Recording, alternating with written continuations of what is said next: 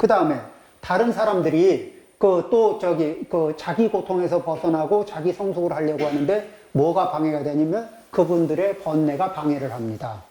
그래서 그분들의 번뇌도 소멸시켜 주기를 발언합니다. 그래서 번뇌무진 서원다. 그렇죠. 자, 그렇게 하면서 이분들이 이제 일체 중생들이 대도를 체외합니다. 그러니까 체험하고 이해해요. 그러면서 해보니까 너무너무 좋아. 불도무상, 그러니까 법문무량 서원하. 법문을 더 배우고 싶어. 내가 더 배우고, 더 많은 방법을 획득하고, 그리고 다른 이들도 그 방법을 통해서 업그레이드를 해나가고, 궁극에는 그 불도무상 서원성, 이 최상의 무상심, 무상심을 바라고 그 무상심을 성취하기 위해서 노력합니다.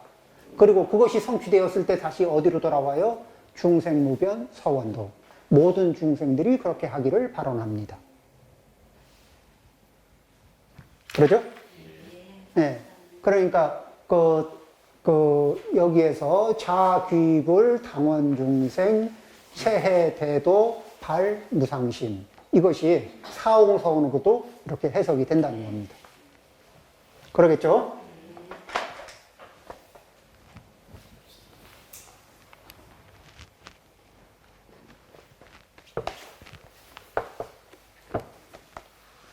그러니까 이제 우리는 이렇게 경전을 읽으면서 경전이 나에게 지금 현재 나의 업을 내가 있는 그대로 볼 수 있게끔, 부처님의 말씀의 오묘한 점 중에 하나는 다른 사람들이 내 허물을 지적하면 아프거든요. 그런데 부처님이 내 허물을 지적할 때는 오묘하게 포근해요. 그러니까 내 허물을 있는 그대로 보면서도 볼 수 있게 도와주시면서도 부처님의 경전을 읽으면서 내 허물을 발견할 때는 그렇게 아프지 않아요. 그게 오묘합니다. 그래서 부처님의 경전에 의지해서 자기의 모습을 있는 그대로 보는 것은 큰 복인 거예요. 우리가 살면서 주변에 간호사나 의사를 아는데 그 의사나 간호사는 이렇게 간호사는 주사를 놔도 안 아프게 주사를 잘 놔주고, 의사도 이렇게 치료를 하고 수술을 해줘도 이게 체력에 손상도 없고 이렇게 이게 위험하지도 않게 잘 치료를 해주는 분이라면은 그런 분을 가까운데 이렇게 집 근처에 그런 의사가 있고 그렇다면 얼마나 좋겠어요. 손만 이게 간호사들도 이렇게 간호사분들 중에는 이게 주사 스트레스가 있는 분들이 있어요. 그분들 손은 가시가 있는지 주사기를 누구한테 대기만 하면 주사 맞는 사람들이 비명을 지르거든. 아프다고. 그러니까 이 환자들이 아프다니까 주사를 놓는 간호사가 주사기만 보면 겁을 내요. 그런 간호사들이 의외로 많습니다. 그러고는 이제 평생 간호사인데 주사기 근처에도 안 가고 싶어 해요. 그런 분들도 있습니다. 이게 누가 왜 이렇게 도움을 준다고 말은 하는데 도와주는 말에 꼭 가시가 있는 게 있거든. 근데 가시가 왜 그러냐면은 아상이 숨어 있어서 그래요. 도와주는 말 속에 아상이, 아까 그런 특징들이, 아상의 특징들이 있는 상태에서 도와주는, 진심을 담아서 도와주다 보면 독한 기운까지 같이 들어와요. 아상의 독한 기운까지. 그래서 고통스럽습니다. 그런데 부처님은 아상이 있을까 없을까요? 없죠. 부처님 말씀에는 이게 다 이 아상이 없는 자리에서 이게 말씀이 나오거든. 그러니까 상처가 안 나요. 우리는 지혜가 이게 다른 사람에게 도와줄 때 도와주는 마음, 거기서 도와주는 나의 돋보임, 도와주는 나의 너그러움, 알지? 알아야 돼? 그거 모르면 사람도 아니야? 뭐 이런 거 있잖아요. 예. 그러면서 하는 말이 있죠. 좋은 말은 다 귀에 거슬리고 몸에 좋은 약은 다 입에 쓴 법이야. 예. 자, 그 다음에 다음 또 보겠습니다. 선사는 나에게 말씀하셨다. 59쪽입니다. 공선생은 당신이 관리도 되지 못하고 자식도 없을 것이라고 예언했다. 이것이 하늘의 응징이지만 이건 전생의 자기 과보죠. 전생에 지은 자기 업에 대한 과보이지만 그러나 바뀌어질 수 있다. 당신이 다만 덕성을 개발하고 현재의 조건을 달리하는 거죠. 부지런히 선행을 하고 많은 음덕을 쌓기만 하면 된다. 이제 음덕을 쌓기만 하면 된다는데 음덕 쌓기가 너무너무 어려워요. 이 음덕이라는 게 이게 이제 덕을 쌓는 거는 덕이라는 거는 이 덕이라는 글자하고 이게 이 손하고 같은 글이거든. 내가 손해를 볼 줄 알아야 덕을 쌓을 수 있어요. 그렇죠? 내가 이타행을 하려면 일단 자기를 덜어야 이게 이타행위가 시작돼요. 그런데 덕을 쌓는데 그러고서 음덕이라는 거는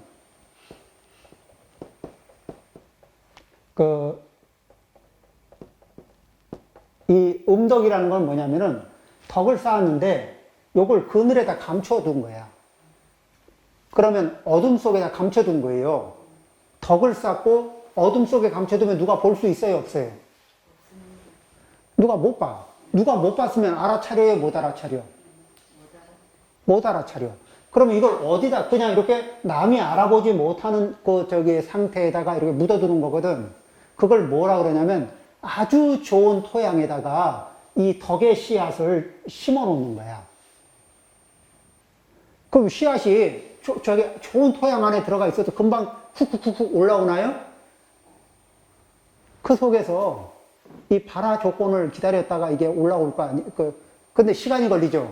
당장 드러나요? 안 드러나요? 안 드러나.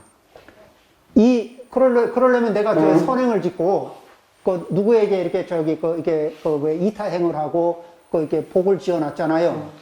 그래 놓고, 내가 했거든? 칭찬. 내가 했잖아. 아이, 어떤 분은, 이거를 이제 남들이 칭찬을 해줬으면 좋겠는데 안 해줘. 그러니까 내가 이런 거 했다고 광고하고, 그 다음에 칭찬. 그 다음에 이제 또 받고 싶은 만큼 들어왔어. 그러니까 뭐죠? 공치사를 더 해가지고, 칭찬 좀 막 칭찬을 빡빡 긁어 모아. 그래서 이제 주고 싶은 만큼, 줄 만큼의 칭찬을 다 줬다고 생각하고 있거든. 근데 나는 아직도 부족한 것 같아. 그러니까 더 긁어 모아. 이제 공치사에 부작용이 막 생기는 거야, 이제.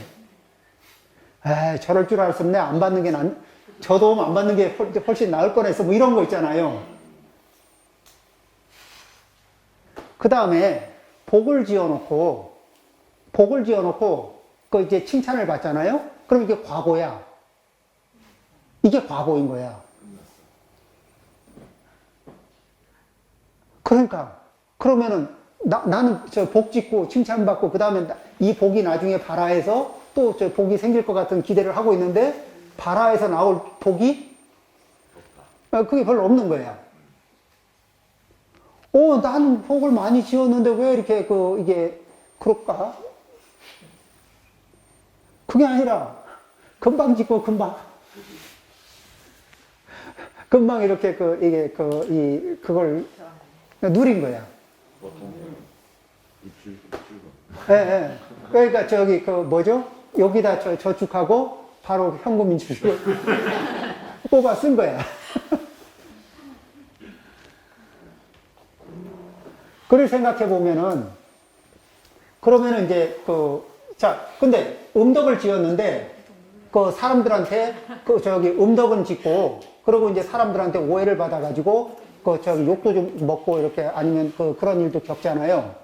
그러면은 이제 이때 계산법이 이 일반 사람들은, 이게 이제 내가 이런 것도 하고 생색도 안 냈는데 이런, 또 억울한 일도 당하니까 진짜 재수가 없다 생각할 수가 있잖아요. 그런데,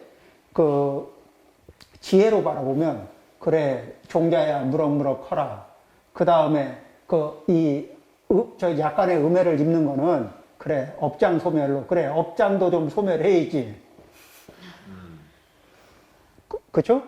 음덕을 쌓은 거는 음덕을 쌓은 거대로 좋고, 업장이 소멸되는 거는 업장이 소멸되는 대로 좋고. 그러면은, 저희 심리적으로는 여유가 있어요, 없어요? 신경이 예민해질까? 신경이 느슨해질까?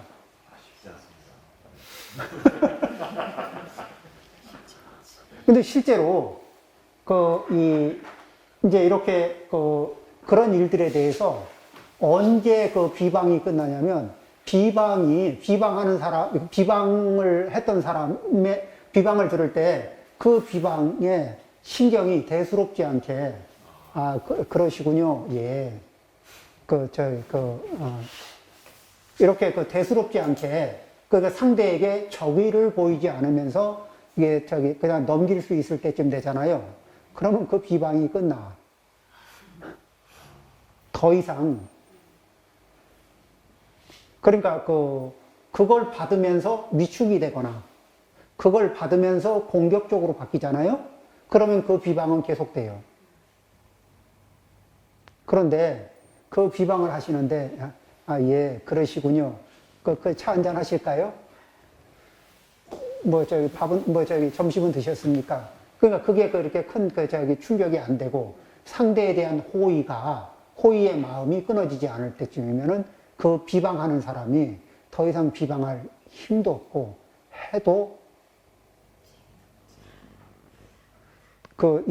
누가 비방을 해주냐면, 제가 직접 할 필요가 없어요. 그쯤 되면은, 그 옆에서 관람하는 분들이, 너 미쳤냐? 왜 저기다가 계속 그러고 있냐? 이렇게 돼요.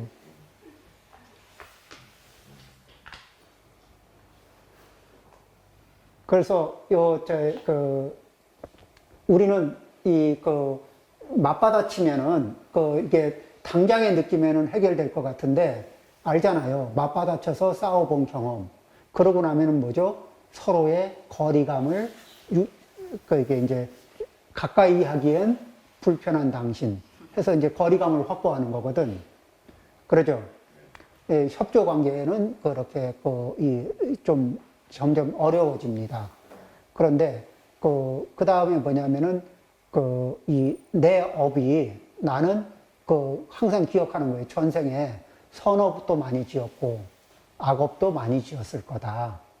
그리고 악업을 선업을 많이 지은 것 때문에 내가 금생에 복도 많이 누리고, 악업을 지어놓은 것 때문에 택도 아닌, 예기치 않은 일로, 내가 복을 누릴 때도 예기치 않은, 내가 누리기에, 이게 혜택을 받기보다는 훨씬 많은, 내가 한 행동에 비해서, 현재 한 행동에 비해서 많은 혜택을 볼 때도 있거든요.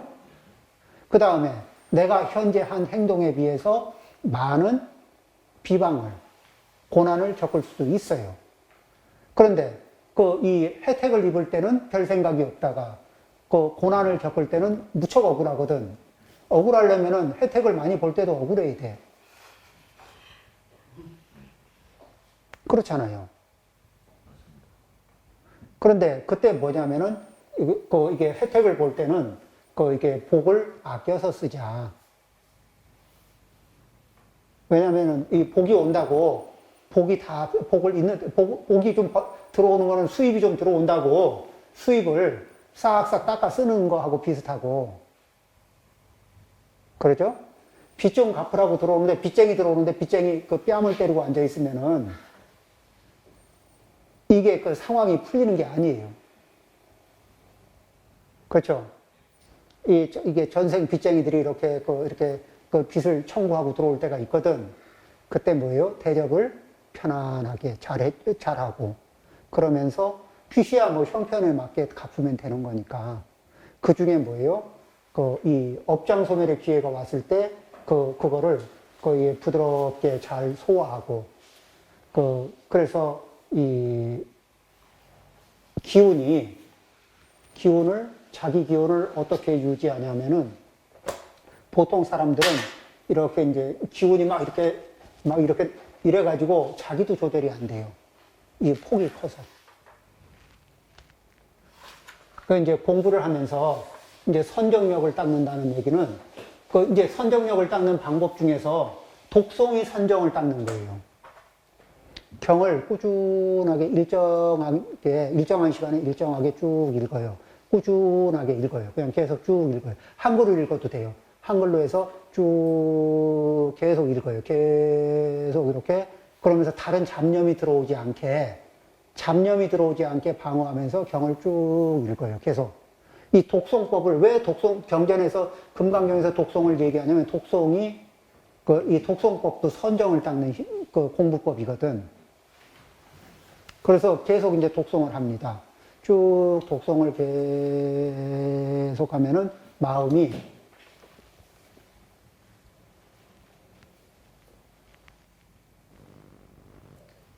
이런 식으로 이렇게 안정이 돼요. 그러면 마음의 주파수가 이렇게 이렇게 파동이 적으면은 감수성이 떨어지느냐? 글쎄요. 반도체 미세 공정으로 들어가면 처리 속도나 처리 감도가 떨어지나요? 그렇지 않죠. 이게 전력 소모도 적어지고, 처리 능력은 좋아지고, 그러듯이 마음도 이게 거칠게 움직이면 에너지 소모 많고, 부작용 많고, 조절 안 되고, 그런 거 많아요. 그런데 이런 게 이렇게 안정이 되면은, 이게 실제로 이렇게 뇌파를 이렇게 측정을 해봤답니다. 그랬더니 선정 상태에서는 이렇게 주파수가 이렇게 나와요. 요런 식으로, 안정적으로. 이제 점점 이런 식으로 되면은 어떤 일을 만나도 이게 큰 저기가 없잖아요. 이러면은 이런 고요한 주파수를 가지면 상대에서 악연이 다가올 때 높아봐야 그렇고, 낮아봐야, 그쵸? 이런 상태로 이렇게 그러면서 원만하게 처리하는 힘이 생기는 겁니다. 자, 이제 한 번에 되지도 않고, 저도 저런 상태에 도달하기 위해서 매일매일 노력을 하고 있고, 그리고 우리 불자님들도 또 이제 그런 상태에서 그런 상태가 되기를 원하면서 노력을 하고, 그러면서 지금 각자가 위치하고 있는 정도는 다르지만 같은 목표를 향해서 함께 가는 우리가 목표를 같이 하는 동아리, 함께하는, 그렇죠? 네. 그런 그래서 그런 인연으로 한 번 하나하나 한 번 하루하루 이렇게 살아가면서 같은 행위를, 그러니까 좀 꾸준하게 독송을 한다. 그리고 독송하면서 그 경전이 일러주는 흐름을 차분하게 따라간다. 그 자체가 선정을 닦는 것이라는 것을 명심하시고, 그리고 실천해 보시면은 생활에 많은 변화를 가져올 겁니다. 우리가 함께 좋은 길을 가는 도반이 됩니다. 감사합니다.